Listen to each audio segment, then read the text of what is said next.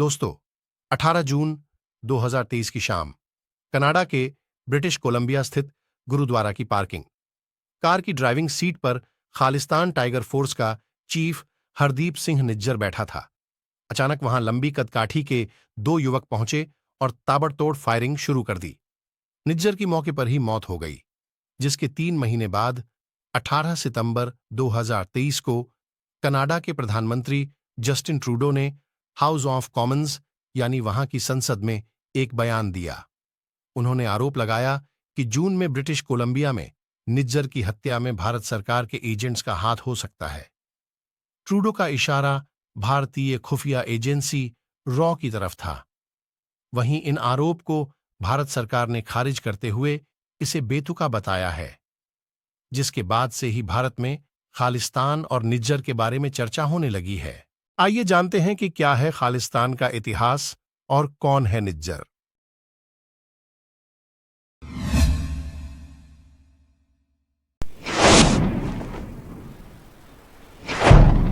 दोस्तों, 21 दिसंबर 1929 उस समय लाहौर में कांग्रेस का एक अधिवेशन हुआ।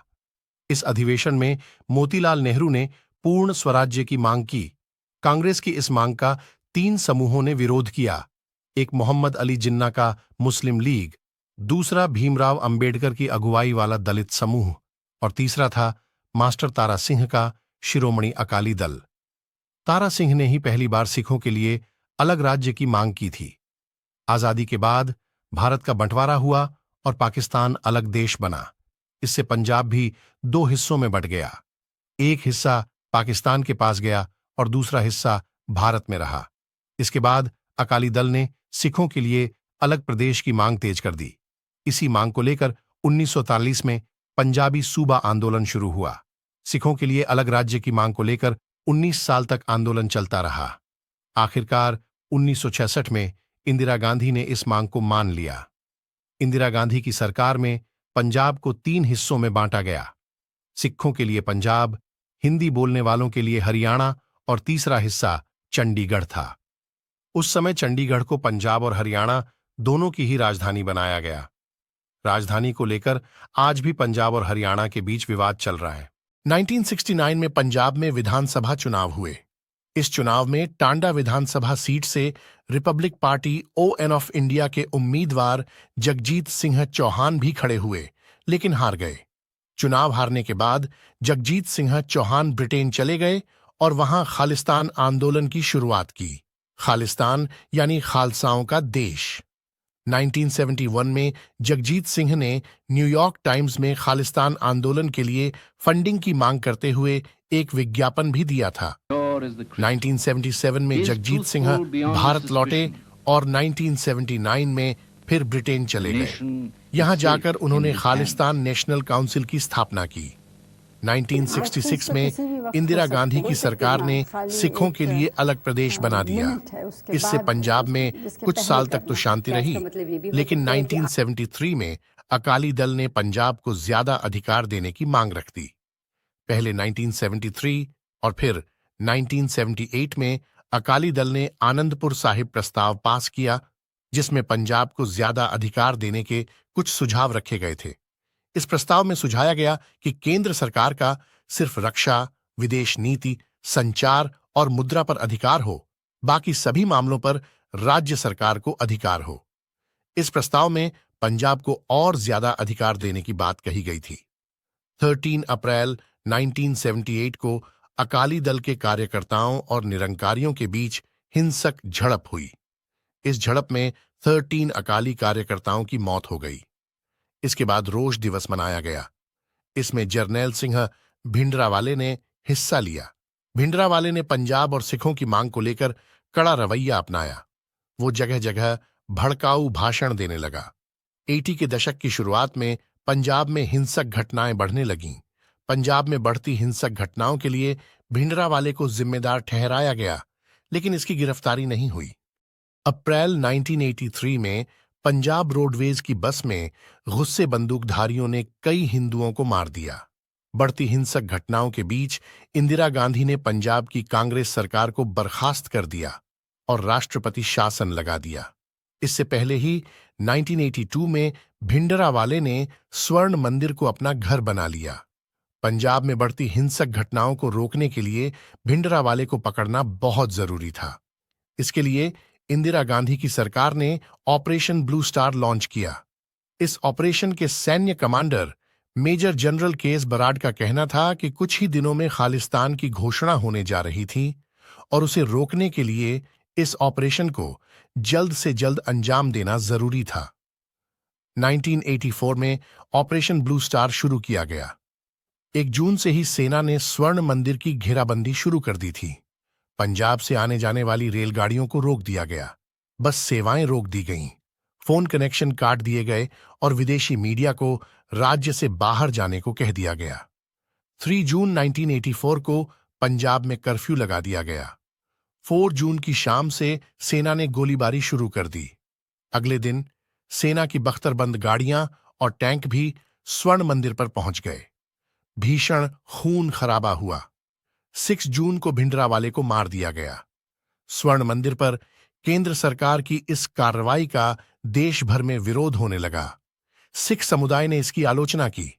कांग्रेस में भी फूट पड़ गई। इस कार्रवाई में आम लोगों की मौत के विरोध में कैप्टन अमरिंदर सिंह समेत कांग्रेस के कई नेताओं ने इस्तीफा दे दिया। सरकारी आंकड़ों के मुताबिक इस ऑपरेशन में 83 सैनिक शहीद हुए थे और 249 घायल हुए थे।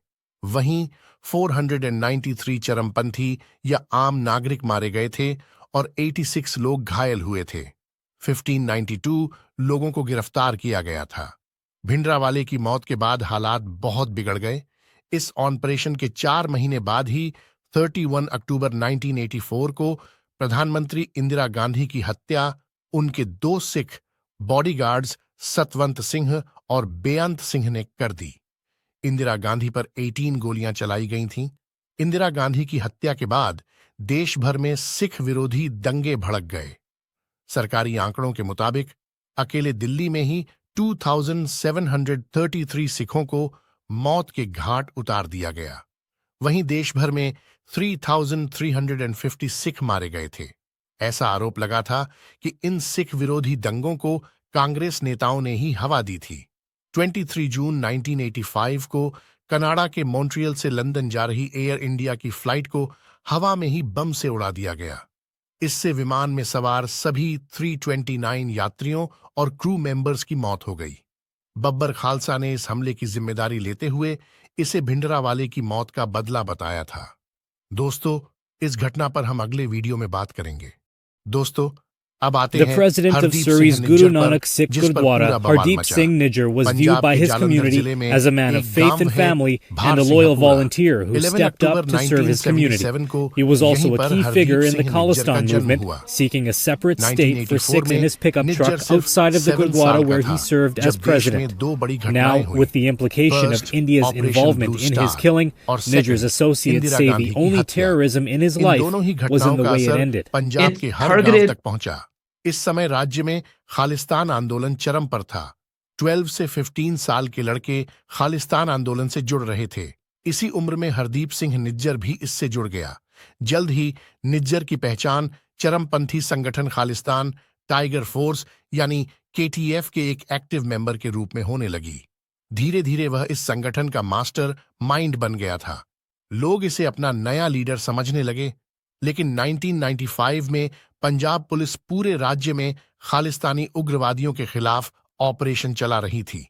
इस समय निज्जर की भी गिरफ्तारी हुई। जेल से निकलते ही वह कनाडा भागने की तैयारी में लग गया। कनाडा के अखबार टोरंटो सन की रिपोर्ट के मुताबिक 1997 में भारतीय सुरक्षा एजेंसियों के टारगेट पर आने के बाद निज्जर ने देश छोड़ा। कनाडा की नागरिकता पाने के लिए निज्जर ने वहां की अदालतों का रुख किया, लेकिन 2001 में कोर्ट ने भी उनकी अपील को खारिज कर दिया। हालांकि बाद में निज्जर को नागरिकता कैसे मिली, इसकी जानकारी सार्वजनिक नहीं है। 2022 में कनाडा समेत दुनिया के कई देशों में खालिस्तान को लेकर होने वाले जनमत संग्रह के लिए निज्जर ने दर्जनों देशों का दौरा किया था। वह लंबे समय से ऑपरेशन ब्लू स्टार को अंतर्राष्ट्रीय स्तर पर नरसंहार का दर्जा दिलाने की मांग कर रहा था। 2014 में नरेंद्र मोदी के प्रधानमंत्री बनने के कुछ महीनों बाद ही भारत सरकार ने निज्जर की गिरफ्तारी के लिए वारंट जारी किया। भारत सरकार ने निज्जर को आतंकवादी समूह खालिस्तान टाइगर फोर्स का मास्टरमाइंड बताया था। 2007 में पंजाब के एक सिनेमाघर में हुए बम धमाके केस में भी निज्जर को आरोपी बनाया गया था। उसके खिलाफ 2016 के इंटरपोल नोटिस में आरोप लगाया गया था कि वह इस हमले में एक प्रमुख साजिश करता था। सितंबर 2020 में केंद्रीय गृह मंत्रालय ने निज्जर को आतंकी घोषित कर दिया। इसके बाद निज्जर की जालंधर के भार सिंहपुरा गांव की प्रॉपर्टी भी जब्त कर ली गई। एनआईए ने 31 जनवरी 2021 को पंजाब के जालंधर में हिंदू पुजारी कमलदीप शर्मा की हत्या से जुड़े केस में निज्जर समेत 4 लोगों के खिलाफ चार्जशीट दायर की थी। इस हत्याकांड के जरिए निज्जर पंजाब का माहौल खराब करने की फिराक में था। केंद्रीय गृह मंत्रालय ने 7 महीने पहले निज्जर के संगठन केटीएफ को आतंकी संगठन करार दिया था। भारत की राष्ट्रीय जांच एजेंसी एनआईए ने हाल में 40 मोस्ट वांटेड आतंकियों की जो लिस्ट जारी की थी, उसमें निज्जर